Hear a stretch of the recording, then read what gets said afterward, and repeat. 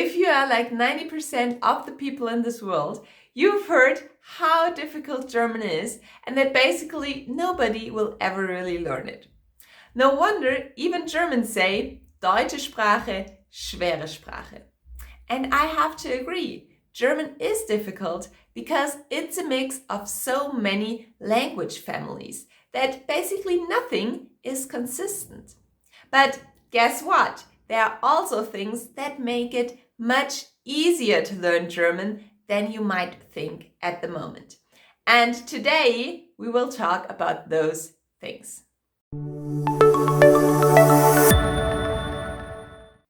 Hallo, herzlich willkommen. Ich bin Katrin und wir lernen natürlich Deutsch. As this video is not a learning material in that sense, I'm going to speak more English than normal. But I tried to also fit in some German sentences, so yeah, you can still learn something new in German today. Also, starten wir mit Nummer 1. Du kennst oder erkennst viele deutsche Worte bereits. So you know or you can recognize lots of German words already. Starten wir mit Nummer 1. Starten, to start. Nummer, number. Remember how I mentioned that German is a mix of different language families? Well, this comes in handy if you know any of those languages. There is a really cool Instagram channel called Languages of Europe, and you can see some posts from their channel here. There are so many words that are similar to the same word in different languages.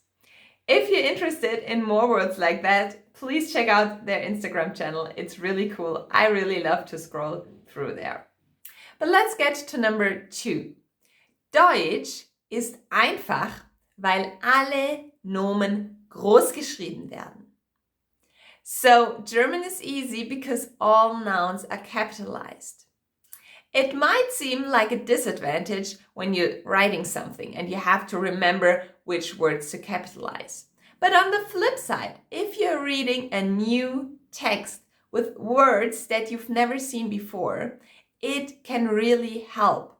You can see, you can recognize which words are nouns, and with that, it's more, it's easier to figure out what those words mean and what the whole sentence or the whole context means. Ein Beispiel. Hier ist ein Satz. Wie viele Nomen oder Substantive hat er?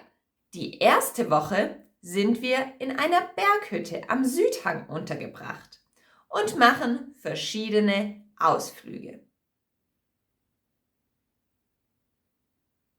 So, how many nouns are there? Yes, 4 nouns, 4 Nomen oder 4 Substantive. And you probably didn't even know 3 of them. That's why I picked the sentence. You don't have to know the meaning of those words to recognize them as nouns. I will come back to that sentence in just a second, but now let's go on with number 3. Deutsch ist eine sehr produktive Sprache. Wir produzieren ständig neue Worte. Coming up with new words is basically our hobby, but not like totally new words. You will still understand every single one of them. The stereotype that German has those very, very long words actually roots in this fact, because we're putting together 2, 3, 4, 5 words to form those new words to give them a new meaning. And here we have some examples. Was ist ein Bademantel?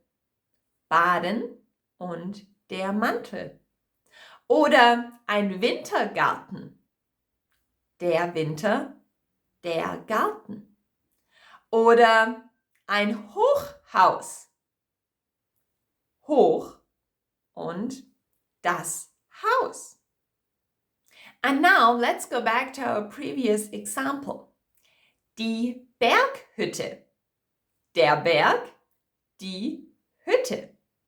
Oder der Südhang, Süden und der Hang oder Hängen.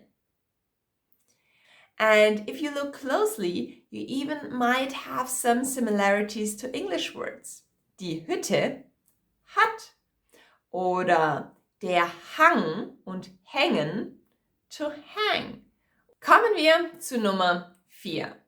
Wir schreiben, wie wir sprechen. We write as we pronounce. Something that English is not very good at. Taking aside some exceptions and maybe also the fact that diphthongs have one sound and a couple of letters, every sound has one letter and that letter correlates exactly to this one sound. So it's very easy to have a written word and to know how to pronounce it even if you have never read it before. The same goes if you hear a word, you basically know how to write it. And that helps a lot when you're expanding your vocabulary. Testen wir es. Das erste Wort.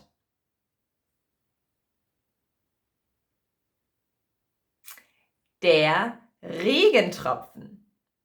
Der Regen, der Tropfen, rain, drop, Regentropfen. Das zweite Wort.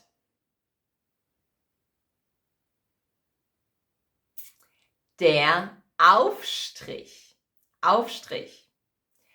Auf, on top, Strich oder streichen, to spread. Aufstrich. That's the thing that you can spread on your bread. Und das dritte Wort.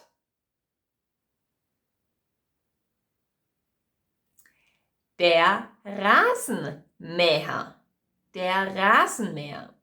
Rasen, that's another word for Wiese, für Gras. Und Mäher oder mähen, to cut grass. So basically, grass cutter. Rasenmäher. Nummer 5. Es reichen 2 Zeiten.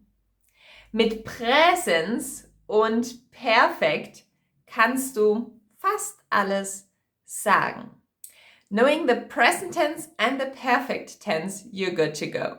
For the future tense, you only have to add words like morgen, am Mittwoch, im Sommer, and everybody will know that you're talking about the future, even if you're using the present tense. And if you're now arguing that we also need the Präteritum form, like ich war oder ich hatte, I'm telling you, yes we do, but only for a few verbs. And those verbs can be skipped with the perfect tense. If you're now not convinced that these reasons that I just presented outweigh the whole remember the correct article discussion, you might want to check out this video where I'm presenting tips on how you can remember articles more easily. Ich hoffe, meine Videos helfen dir beim Deutschlernen. Willkommen auf meinem Kanal and thank you for watching the whole video and thanks for supporting my channel. Ich wünsche dir viel Erfolg. Wir sehen uns in meinem nächsten Video. Tschüss!